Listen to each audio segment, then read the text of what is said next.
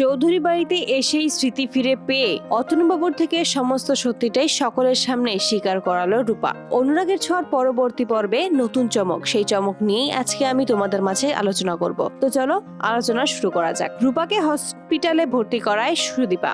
রূপাকে কিছুটা সুস্থ দেখেই ওখানেই রেখে আসতে চাইলে রূপা সুদীপাকে আটকে বলে, আমি তোমার সাথেই যাব মা, আমি তোমাকে ছাড়া কোথাও আর যাব না, আমি যদি কোথাও যাই তোমাকে সাথে করে নিয়ে যাব। সুদীপা তখন বলে, বেশ, আপনি আমার সাথেই থাকবেন। তখনই পরমা বলে, তোমার নিজেরই তো ওই বাড়িতে থাকার জায়গা নেই, তাহলে তুমি ওনাকে কিভাবে তোমার সাথে নিয়ে যেতে পারো? ওই বাড়িতে বড় মা কোনোভাবেই এটা মেনে নেবে না। তখন আদিত্য বলে, সেটা আমি দেখে নেব, আমি সবার সাথে কথা বলবো। সুদীপাকে বলে, আপনি কোনো চিন্তা করবেন না, আমি আছি আপনার পাশে। অবশেষে রূপা একটু সুস্থ হলে চৌধুরী বাড়িতে সুদীপার সাথে এসে হাজির হয়। চৌধুরী বাড়িতে আসতেই রূপার কেন যেন মনে হয় এই বাড়িটা তার বড্ড চেনা। এই বাড়ির মতোই সে একটা বাড়িতে ছিল, কিন্তু কোথায় সেই বাড়ি সেটা রূপা জানে না, কিছুই মনে করতে পারে না। এমন অবস্থা দেখেই সুদীপা বুঝতে পারে যে রূপার স্মৃতিশক্তি হারিয়ে গেছে। একটু যত্ন ও ভালোবাসা পেলেই রূপার স্মৃতি ফিরে আসতে পারে। তাই সুদীপার সিদ্ধান্ত নেয় সে এবার রূপার যত্ন করবে, রূপার স্মৃতি ফিরিয়ে আনবে। তাই আদিত্যকে জানায় ওনার স্মৃতিশক্তি ফিরে আসতে পারে, ওনার স্মৃতিশক্তি আমাদেরই ফিরিয়ে আনতে হবে, তাহলে আমরা ওনার আসল ঠিকানা জানতে পারবো, ওনার বাড়ি কোথায় সেটাও জানতে পারবো এবং ওনাকে ওনার বাড়িতে ফিরিয়ে দিতে পারবো।